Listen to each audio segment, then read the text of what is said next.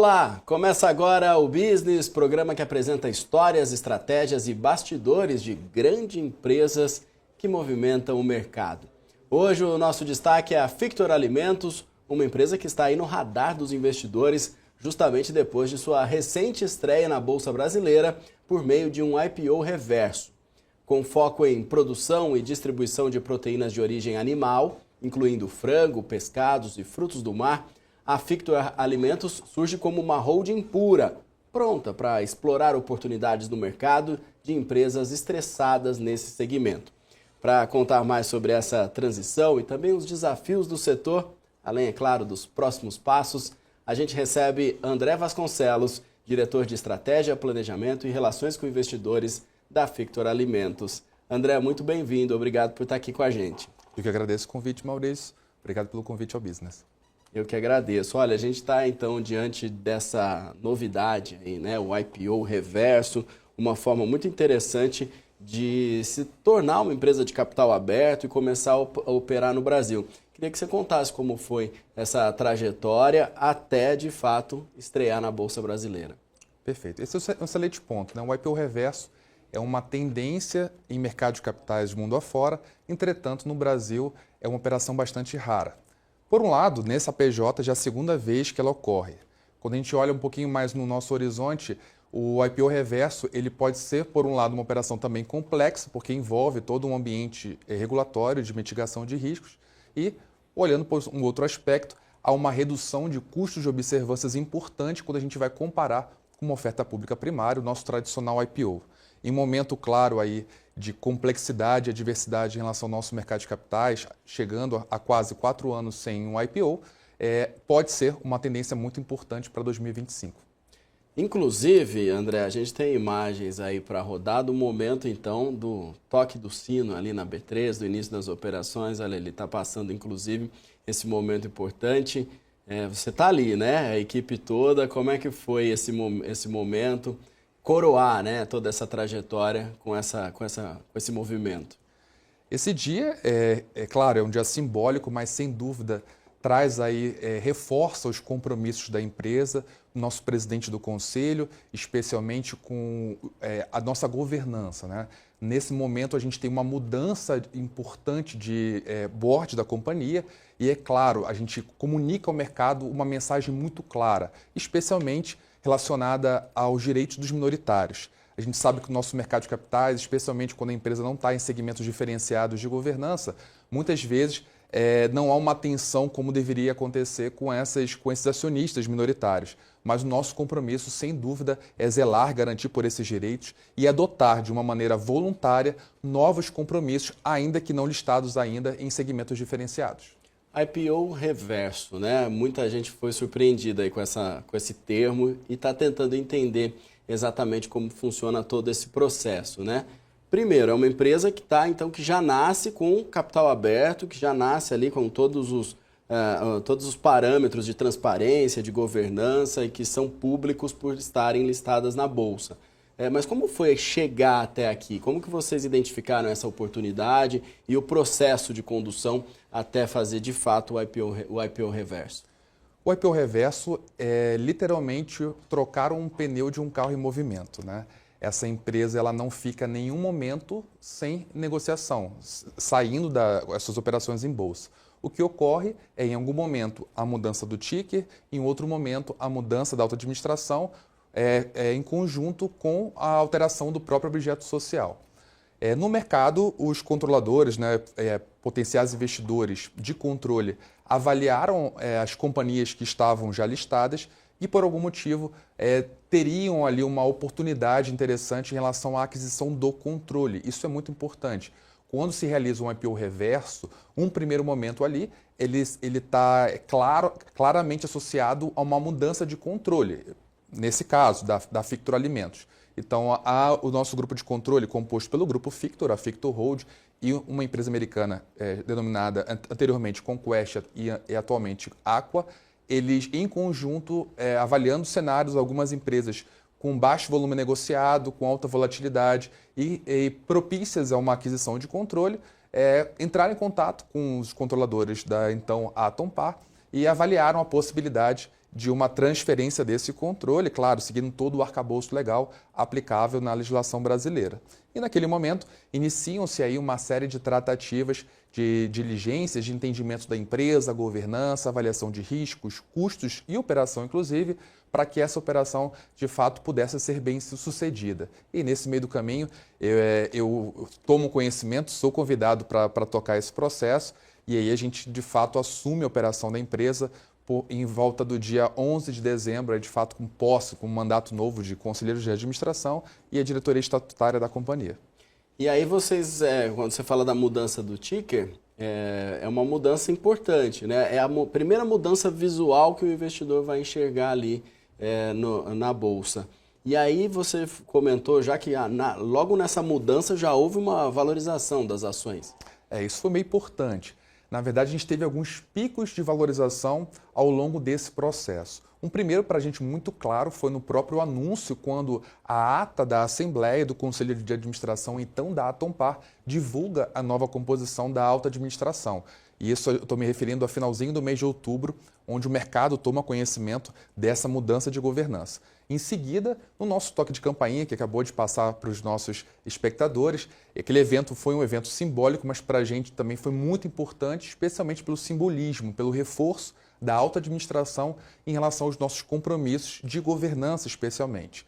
E, logo em seguida, com a mudança do ticker, as novas mensagens ao mercado, publicações de fatos relevantes, anúncios em relação ao mercado dos próximos passos da empresa, as novas matérias, entrevistas que foram concedidas, tudo isso aí compondo a nossa tese de investimentos cada vez mais clara para o nosso acionista e potenciais investidores. E ao longo desse processo aí, a gente tem se destacado de maneira muito positiva, Maurílio. A gente teve, considerando o mês de dezembro até o momento, a nossa ação, sem dúvida, foi a que teve a maior rentabilidade da Bolsa como um todo, não só o IBOV, e uma rentabilidade o dobro da segunda colocada. E se eu for considerar tão somente o mês de janeiro, a nossa ação no setor de proteína animal é a única com retorno positivo até o momento. Então, sem dúvida, aí passa uma mensagem muito clara de que é uma ação com franco crescimento e com uma mensagem clara também para o nosso acionista que está aí interessado com os próximos passos, a nossa estratégia de investimento do nosso negócio. E por que essa opção de ser uma empresa de capital aberto e não de ser uma empresa que começa com o seu CNPJ e depois, num outro momento, pode até migrar e virar uma empresa de capital aberto? É um caminho mais curto? E por que essa opção desse modelo de negócio? É um caminho mais curto, mas nem sempre mais fácil. Sim.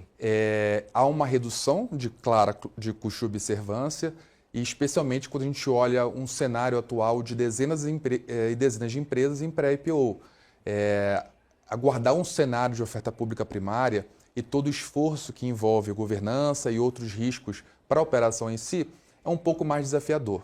Quando a gente identifica uma empresa que já está listada, que já está aderente hoje a todo o arcabouço previsto na legislação brasileira, sem dúvida eu já passo de um outro patamar. Mas é claro também, essa operação precisa ter ali uma mitigação importante de riscos por ser bastante complexa. A gente está entendendo processos e rotinas dessa empresa que já existe hoje e passa a adaptá-la em um outro formato, em um outro ambiente, em uma nova cultura organizacional. E aí, nesse momento, por meio de uma avaliação importante nossa, especialmente do macroambiente, tornou-se a alternativa mais importante avaliar essa possibilidade do IPO reverso. Essa operação ela é uma operação bastante rara no nosso mercado, mas na nossa PJ, especialmente da atual Fictor Alimentos, ela já ocorreu duas vezes. No primeiro momento, de Inepar para Atompar, e no segundo momento, de Atompar para Fictor Alimentos. Perfeito. Atualmente aqui, eu estou checando aqui, a gente está vendo a ação em torno de R$ 3,07 por ação da Fictor Alimentos, uma ação que está num processo agora de estabilidade, pelo que eu estou vendo aqui nas últimas movimentações, pelo menos nesse mês de janeiro. Em relação ao valor de mercado da companhia, também tem esse ponto, né? Você já estreia, já começa a operar com um valor de mercado significativo quando se multiplica o valor da ação pela quantidade de ações que existem em circulação. Esse é um ponto importante. Mais do que isso, acessar o mercado de capitais no Brasil, para a companhia, é algo decisivo e estratégico quando a gente olha o longo prazo. Ter os nossos acionistas presentes na empresa e participando dos próximos passos em relação à governança é algo que para a gente faz muito sentido, porque é uma construção, né? É um olhar onde a gente entende que é possível mitigar e reduzir uma série de riscos, inclusive de captação futura, caso a empresa opte por esse cenário, seja de capital próprio ou de terceiros, tendo ali todo um arcabouço importante do nosso mercado nacional e estrangeiro, adaptado, já consolidado.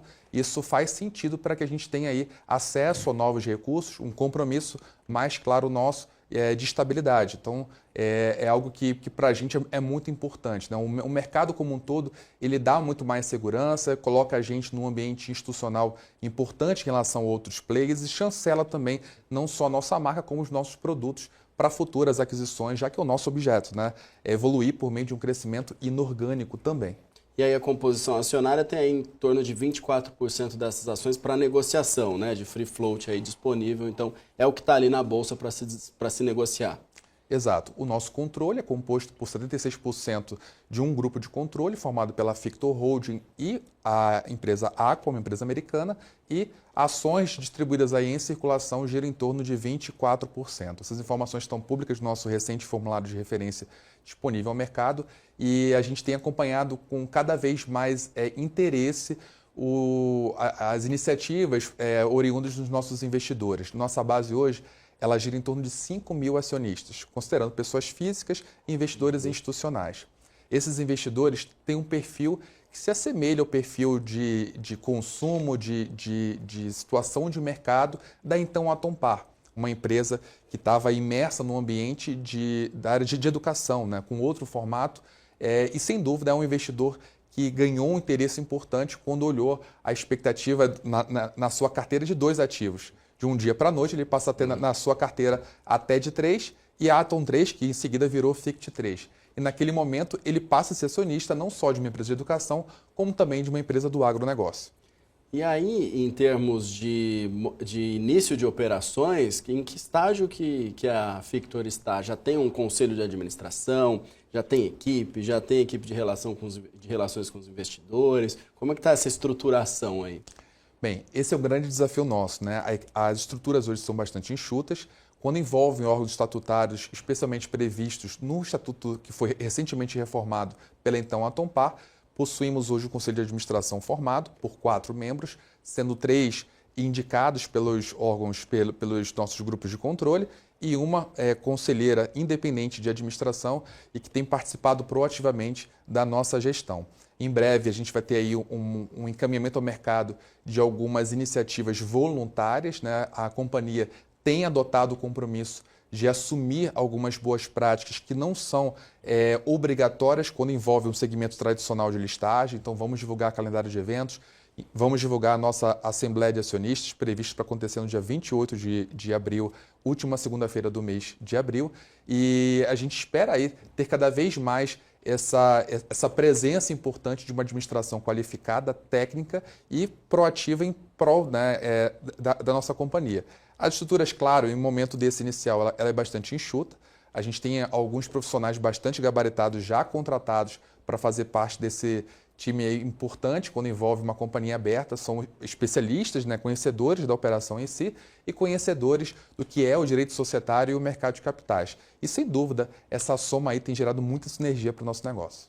Exatamente. A gente vai falar mais sobre o negócio especificamente. Estou bastante interessado ainda em saber como que vai ser a operação, o que vai fazer, como que se vai ter um produto que vai chegar até o público. Esse comecinho da conversa foi só para a gente entender um pouco mais sobre essa estreia, sobre o início da Fictor Alimentos. Então a gente faz uma pausa rapidinha aqui de 2 minutos e na volta a gente continua com o nosso business e com mais informações com essa entrevista completa sobre Fictor Alimentos. Fique com a gente, voltamos já.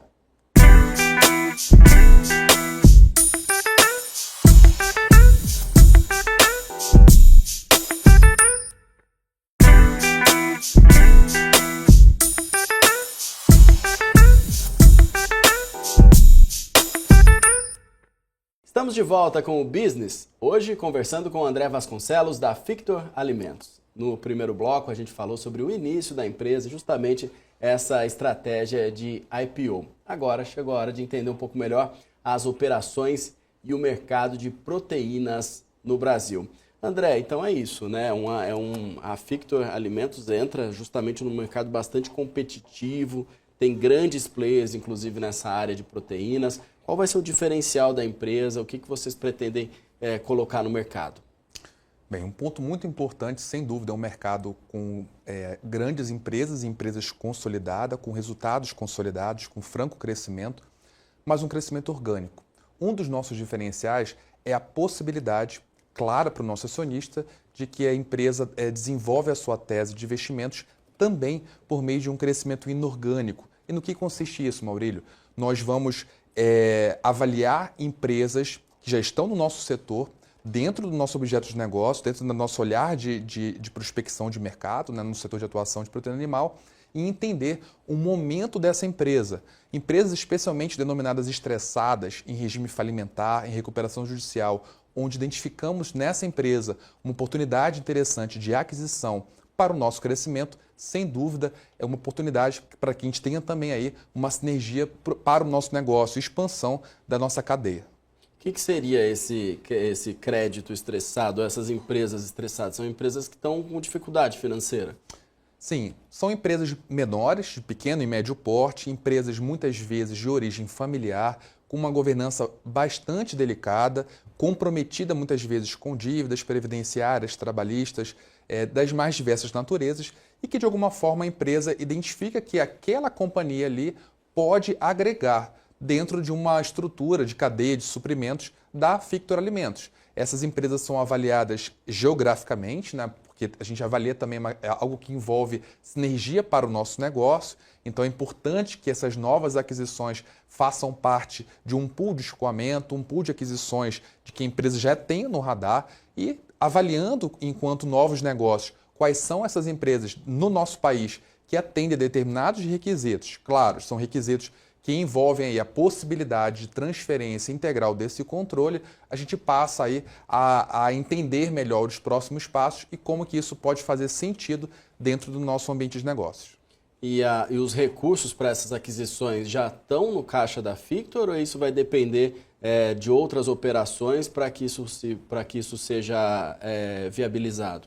Bem, em relação à nossa tese, há um escopo importante do nosso portfólio com fonte de recursos próprios e, claro, pode ser que mais à frente a alta administração e os acionistas avaliem que para que a gente tenha aí um crescimento mais acelerado, ocorra a viabilidade de futuras operações ao mercado. Mas são avaliações de longo prazo para que a empresa, primeiro, ela tem que entender de que maneira ela pretende acelerar ou não o seu portfólio de expansão. A partir do momento que a gente divulgar ao mercado o nosso plano de investimentos e o nosso plano de expansão que vai compor a nossa tese, a nossa estratégia de investimentos, aí sim a gente passa a avaliar a forma devida, tendo aí a anuência dos nossos acionistas, para que a empresa possa aí fazer os aportes devidos e fazer a sua expansão conforme o seu compromisso com o mercado.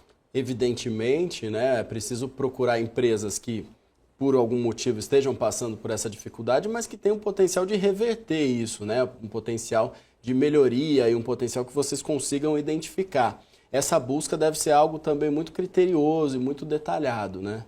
Bem, sem dúvida, é um ponto importante, mas dentro da Fictor Alimentos já existe um time muito capacitado, tanto para entender e prospectar esses novos negócios, quanto para entrar nessas empresas e transformá-las de fato enquanto gestão. Muitas vezes, algumas pequenas melhorias operacionais, de rotinas, processos, já transformam essa empresa. Conhecimentos especializados também nas áreas de direitos, tributos, contabilidade, todo um esforço nosso de back-office, isso é importante para dar para a empresa a maturidade que muitas vezes, ao longo de anos, e tendo quase sempre uma origem familiar, ela nunca teve. Então, ela passa a ficar imersa num ambiente de eficiência e a corresponder com resultados positivos, financeiros e operacionais frente a essas mudanças que foram implementadas. A sede da Fictor é São Paulo? Exato. A nossa sede hoje é São Paulo, mas é bem provável que essa empresa aí, ela tenha um DNA de Brasil. Um DNA de Brasil como qualquer agronegócio, né? Uma empresa que tem a sede aqui na capital paulista, mas a gente tem também aí uma série de possibilidades ao longo de entender o nosso mercado pelo país, onde de fato vai estar a nossa operação.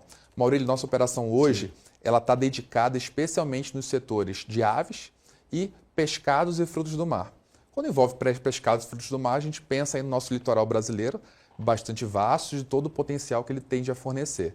E quando olhamos o setor de aves, a gente passa a entender também o interior do nosso país. Então, há alguns centros de produção bem importantes e a empresa, na medida que tiver clareza em relação às próximas e às primeiras aquisições, ela passa a comunicar ao mercado tempestivamente isso, para que o nosso acionista, especialmente, possa ter aí um contato cada vez mais próximo com a gente, especialmente na área de RI, e tirando todas as suas dúvidas. Carne bovina não faz parte do plano de negócios, num primeiro momento? Num primeiro momento, não. Mas pode ser que mais para frente a Assembleia se reúna e avalie outras possibilidades dentro do setor de proteína animal.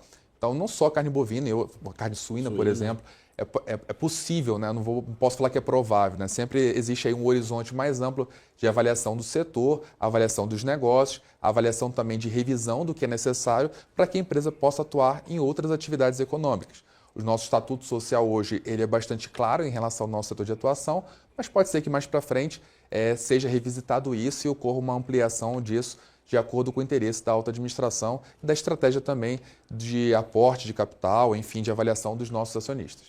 E aí a intenção também não é que essa negociação da proteína seja feita in natura, né? Não é a commodity em si, é um produto agregado que vocês oferecem? Sim, o nosso objetivo hoje é a criação e o processamento dessa proteína animal. Sim. Então, teremos aí aquisições futuras de empresas que já realizam, né, a produção desse material, o processamento dele e o encaminhamento aí para as gôndolas de supermercados e outras atividades fins. O nosso cliente, mais lá na frente, sem dúvida, é o B2C. E nesse sentido, por que a escolha da proteína de frutos do mar e de peixe? Vocês notam estrategicamente, você pode responder, claro, se isso não for prejudicar a estratégia da empresa como um todo, mas vocês identificaram que existe um espaço aí, um oceano azul, para não perder o trocadilho, em relação à proteína de peixes e frutos do mar? É um mercado de franco crescimento e bastante promissor, não só para o Brasil, mas também quando a gente olha o nosso exterior. Sejam por todos os atributos que o nosso país possui quando envolve o mercado de pescados. Para a gente, especialmente, é muito importante também quando olhamos o aspecto concorrencial. Hoje, no Brasil, quando olhamos o setor de proteína animal e em outros aspectos, como bovina, suína e até de frangos, as empresas são bastante concentradas em grandes grupos econômicos. Então, novas aquisições por esses grupos podem ter ali, eventualmente, alguma dificuldade quando há uma avaliação concorrencial de antitrust, enfim, em relação ao CAD. E quando a gente tem uma nova empresa ainda começando, sem essa concentração de mercado, sem dúvida a gente entende aí como uma possibilidade importante de aquisições de novos negócios, especialmente no regime falimentar, nesses setores já abordados. É claro que quando a gente pensa aí de prospecção, de investimento, as oportunidades são incríveis e diversas. Na medida que a gente for desenvolvendo a nossa estratégia, essas revisões podem acontecer e tem um direcionamento específico para um setor ou outro, né? Se a gente se direcionasse especialmente para aves ou para pescados, sem dúvida haveria uma limitação importante já de curto prazo. Então, nosso objeto social, no primeiro momento, é um pouco mais amplo para permitir uma avaliação da área de novos negócios em relação ao todo o nosso portfólio, programa de expansão de novas empresas e novas aquisições. E lembrando que também o Brasil é um dos maiores exportadores de proteína no mundo. Quando vocês olham para o mercado lá fora, já existe uma expectativa, uma estratégia também para quais mercados vocês querem atingir, quais continentes, em quais situações? Bem, é um passo de cada vez, né, Maurílio? A gente assume a companhia e passa primeiramente a identificar quais são esses ativos estressados no mercado e que tem ali um potencial de crescimento. Sim. Em seguida, quando pensamos em relação à comercialização desses produtos pelas empresas potencialmente adquiridas e, em seguida, a exportação deles, tem todo um passo a passo, inclusive regulatório, para que isso aconteça. Tem certificações próprias, tem requisitos próprios para que esse produto tenha o atestado devido para que ele possa ser comercializado, seja no Brasil, seja no exterior. Então, esse é um ponto que vai ser avaliado caso a caso na medida que as aquisições evoluam, porque pode ser que algumas empresas potencialmente adquiridas já estejam aptas a negociar em mercados estrangeiros.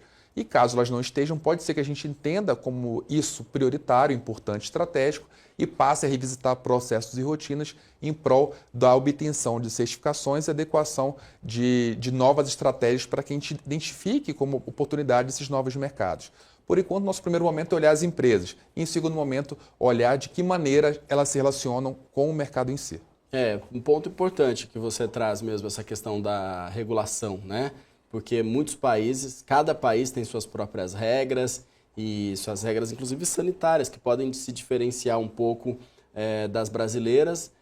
Mas, em geral, os players desse setor que já fazem isso, eles costumam se adequar, né? E mais do que isso. Até porque, né? Se não se adequar, não vende, né? Maurílio, no Brasil, a gente tem uma das regulações mais severas do mundo sob a ótica de vigilância sanitária. Sim. E quando a gente olha também as questões que envolvem exportações de proteína animal. Então, para a gente é muito importante atender rigorosamente a legislação brasileira e adotar, inclusive, boas práticas complementares, algumas, inclusive, que são específicas de setores, né?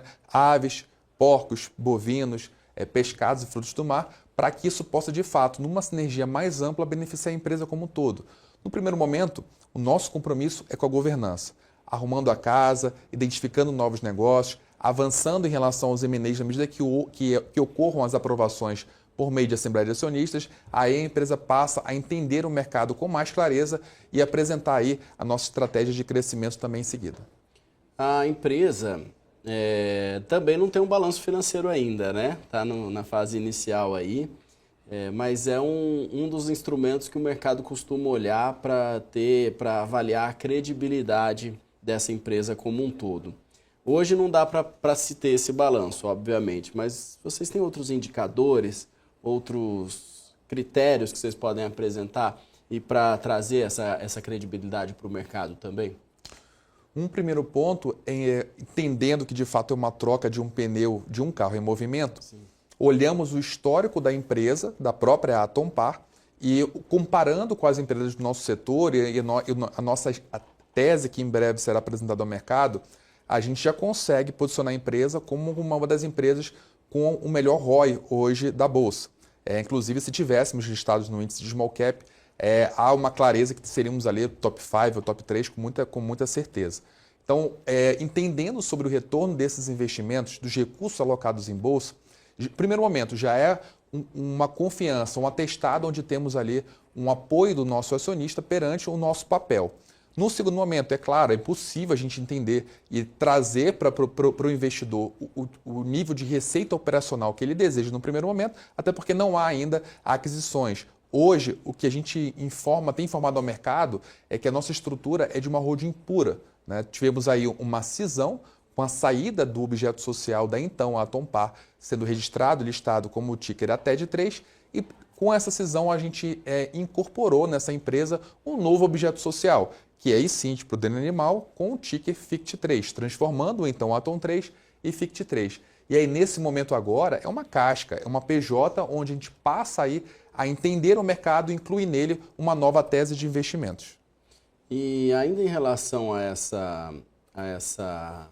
esse ponto de credibilidade, acho que o que está sendo feito aqui também é uma forma, né? A comunicação, essa transparência com o público e com possíveis investidores, também ajuda a trazer também esses pontos aí de credibilidade. Como que vocês estão estruturando essa questão de comunicação, de relação com os investidores, o quadro de colaboradores até, e mesmo um calendário de eventos que você citou?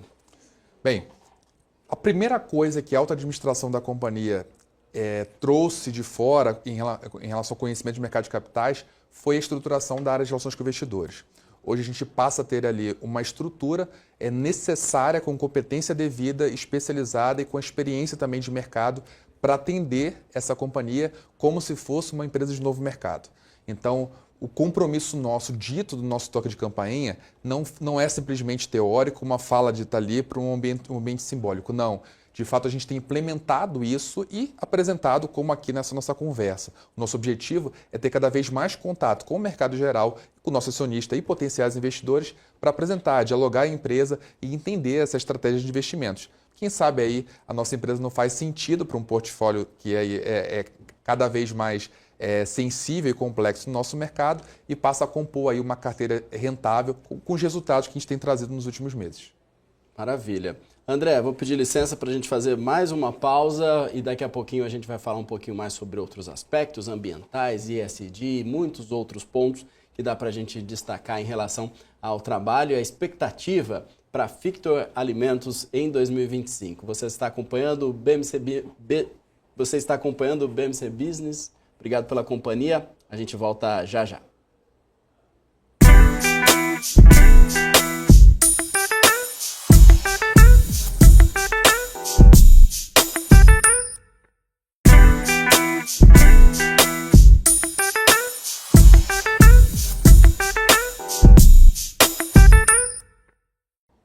Estamos de volta com o Business aqui na programação da BMC News.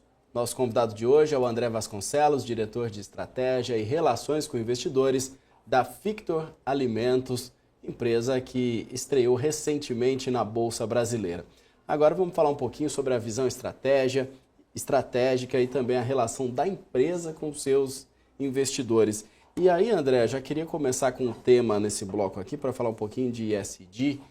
Tem muitas questões envolvidas aí, governança, sustentabilidade, meio ambiente, e é um tema muito importante para o mercado financeiro, inclusive tem índices específicos sobre isso na Bolsa como um todo. E a área que vocês vão atuar, que vocês já atuam, é uma área muito visada também nesse ponto de vista. Quais são as práticas sustentáveis que vocês pretendem implementar? Como que vai ser essa questão? Como que vocês vão trabalhar essa questão nesse próximo ano e daqui para frente?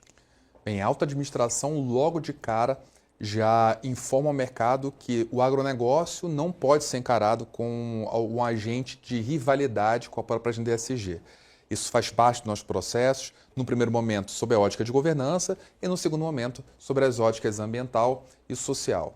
Com essa clareza em relação à nossa estratégia de crescimento sempre calcada com esses compromissos, a empresa passa a revisitar, certificar processos e rotinas para plena adequação. Isso também é uma herança nossa do nosso próprio grupo de controle. Nosso grupo de controle tem um compromisso muito claro internamente em relação à agenda ESG e a companhia aberta tem herdado também essas boas práticas e em breve também requisitos legais para que a gente possa atuar com clareza e segurança jurídica no nosso mercado.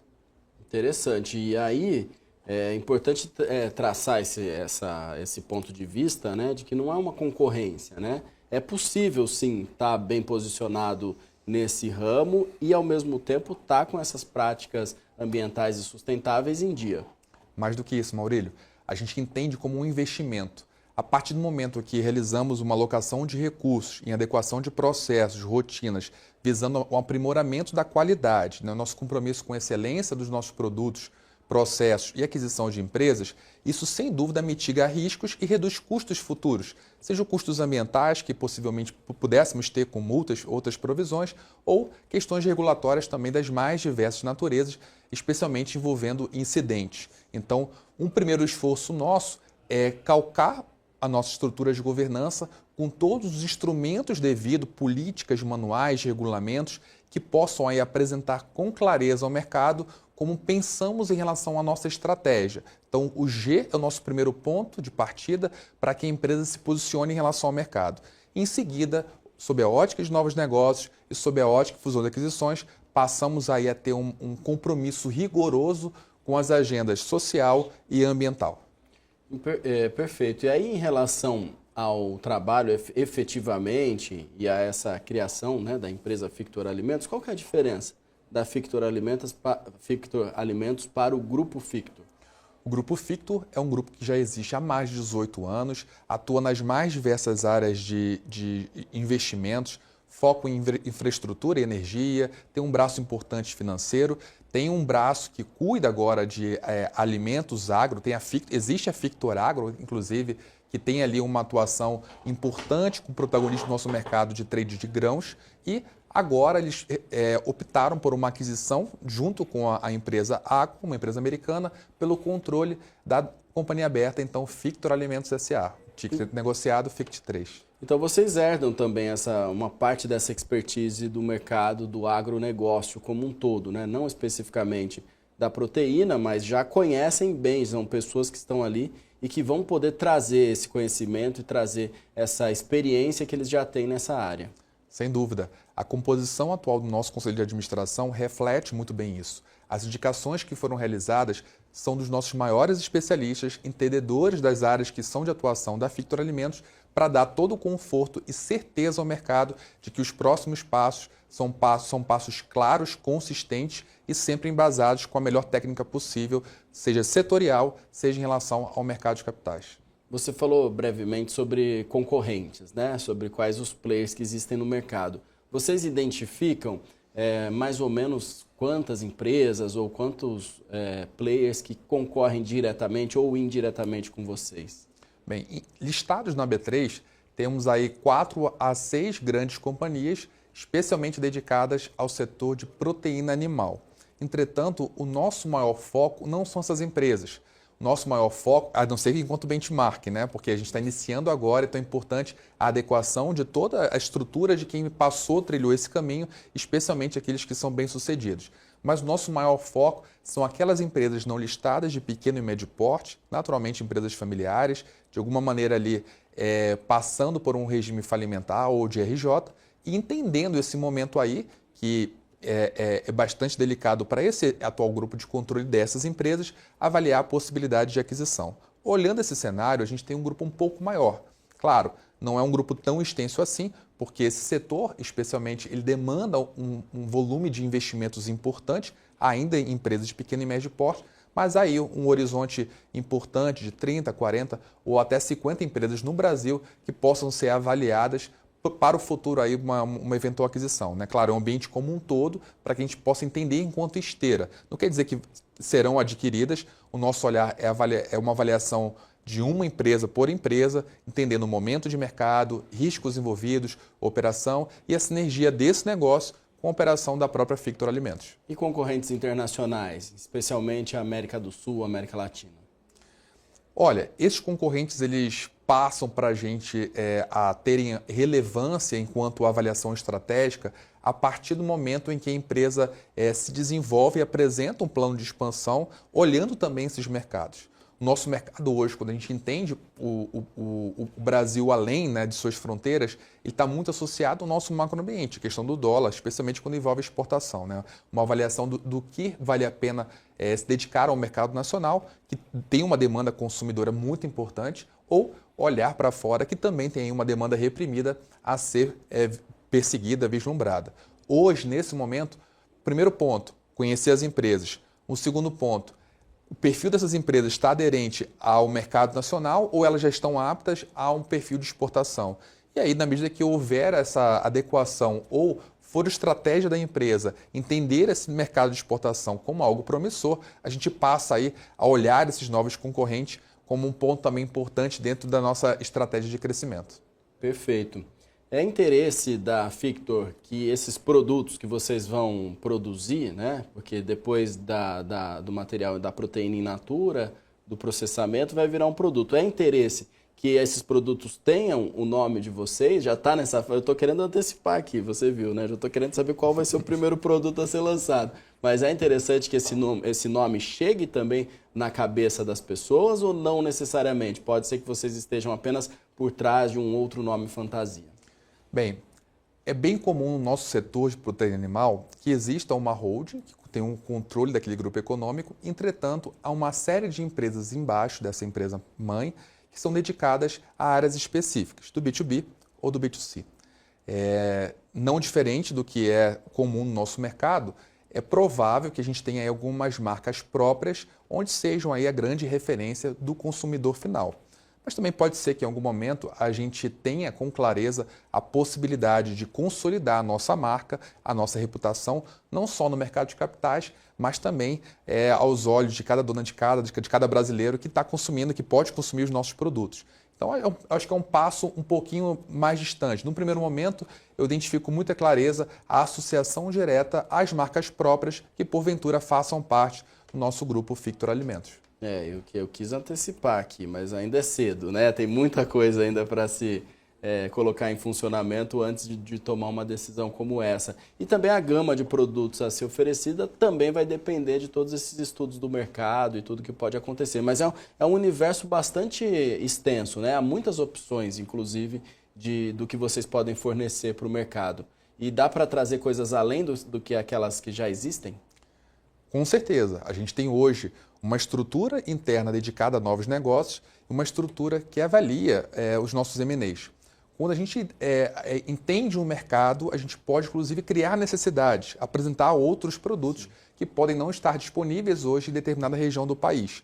E, claro, somando cada vez mais novas empresas estressadas dentro desse grande grupo Fictor Alimentos, é provável que existam sinergias, sejam sinergias operacionais, financeiras e também de produtos. Levar produtos de uma região para outra do país que ainda não conhece, não consome determinado processamento. Inovação está no DNA da empresa, então? Certamente, não só no DNA, como nos nossos valores, nos compromissos assumidos, no nosso site. Se o nosso investidor acompanhar o site da Fictor Alimentos hoje, sem dúvida vai ser um dos sites de experiência de relações com investidores mais diferenciados que existem no mercado. Tentamos ali cada vez mais avançar com algumas sofisticações para levar para ele o diálogo mais claro, franco, objetivo que ele merece em relação à companhia. Maravilha, André. Fazer mais uma pausa aqui rapidinho no nosso bate-papo e daqui a pouquinho a gente vai falar um pouquinho mais sobre os planos da Fictor Alimentos, não só para 2025, como também para o futuro. Eu espero que você esteja gostando desse nosso bate-papo. Daqui a pouquinho tem mais nosso último bloco aqui no Business. Obrigado pela companhia e até já.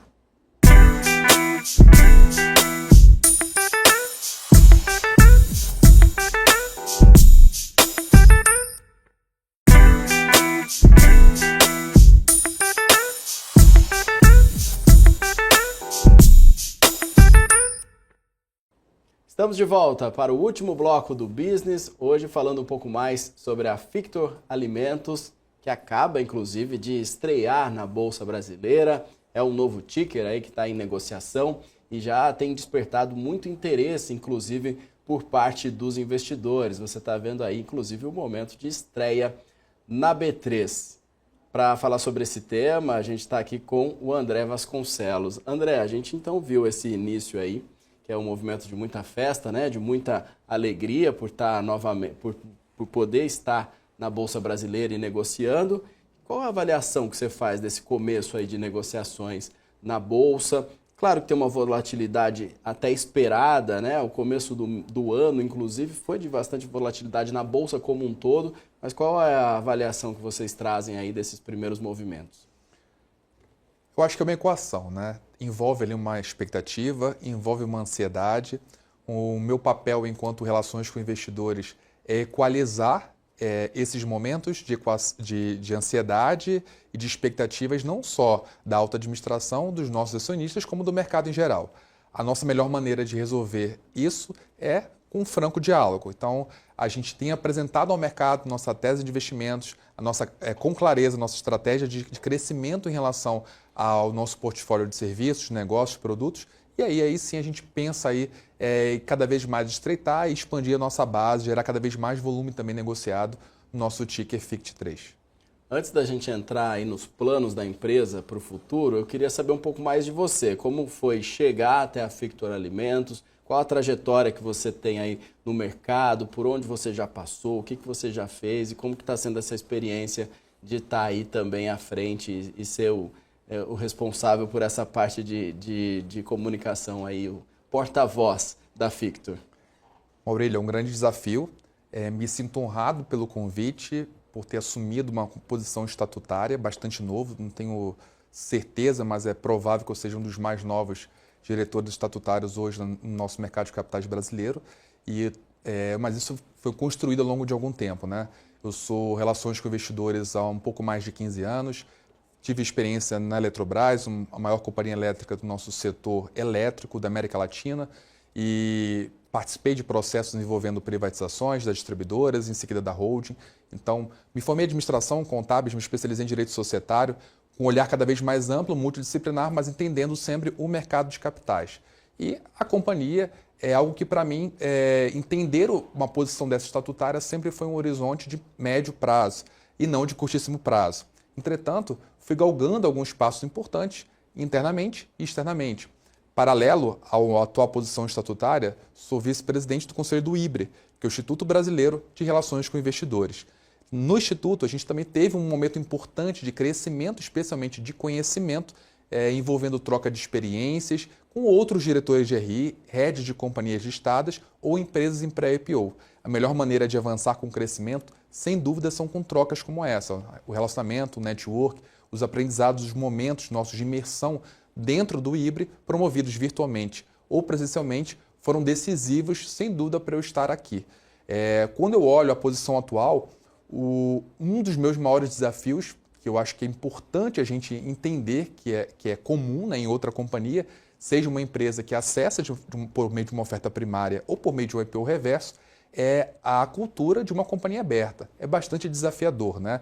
Porque a gente tem um grupo com controle definido e é importante que ele passe ali a entender que a partir daquele momento a empresa possui também outros donos, que os compromissos assumidos, especialmente com os acionistas minoritários, devem ser rigorosamente atendidos, que a gente tem um arcabouço regulatório mais amplo envolvendo a CVM, envolvendo também a Bolsa de Valores, a B3.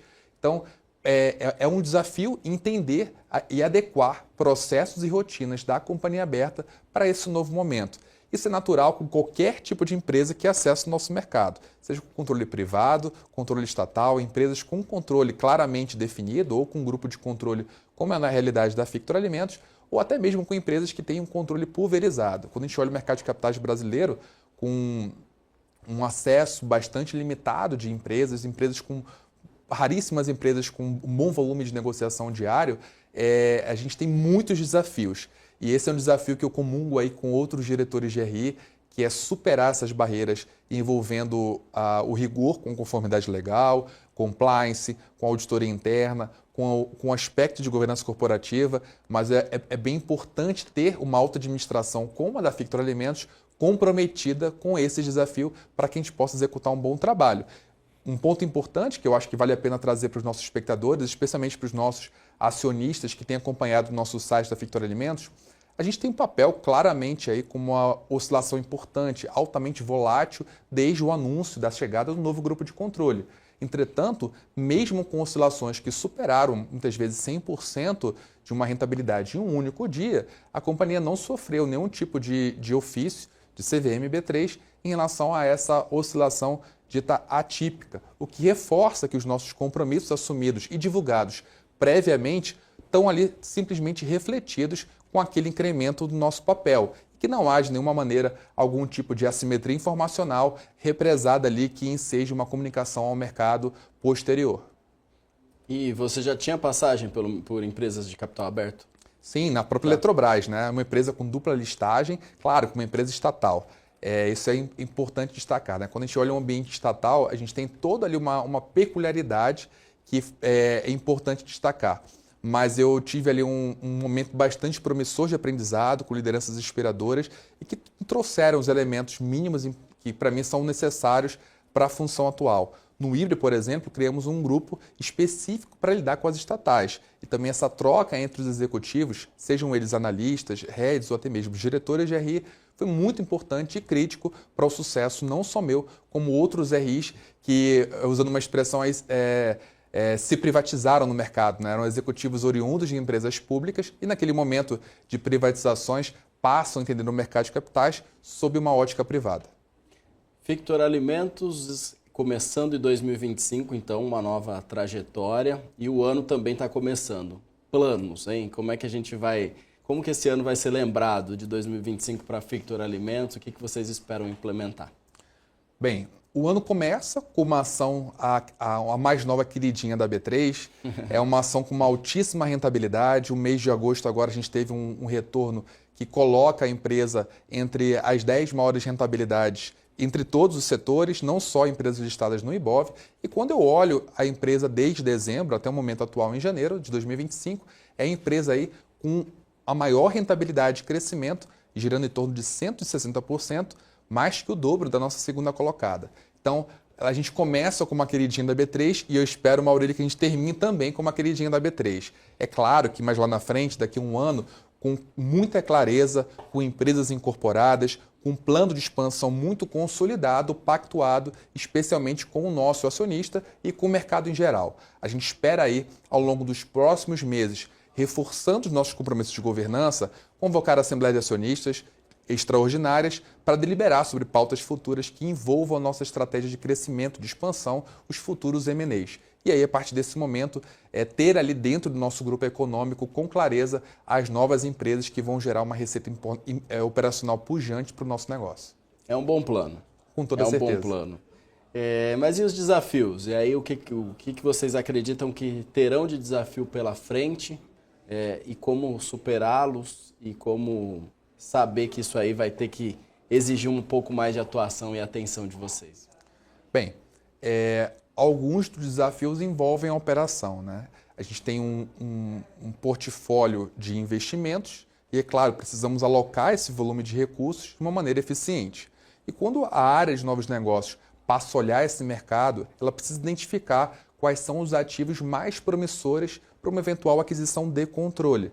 E aí, essa avaliação para a gente é muito crítica para o negócio, bastante estratégica. Então, um dos maiores desafios envolve a área de novos negócios. Um desafio complementar envolve operações bem-sucedidas de M&A.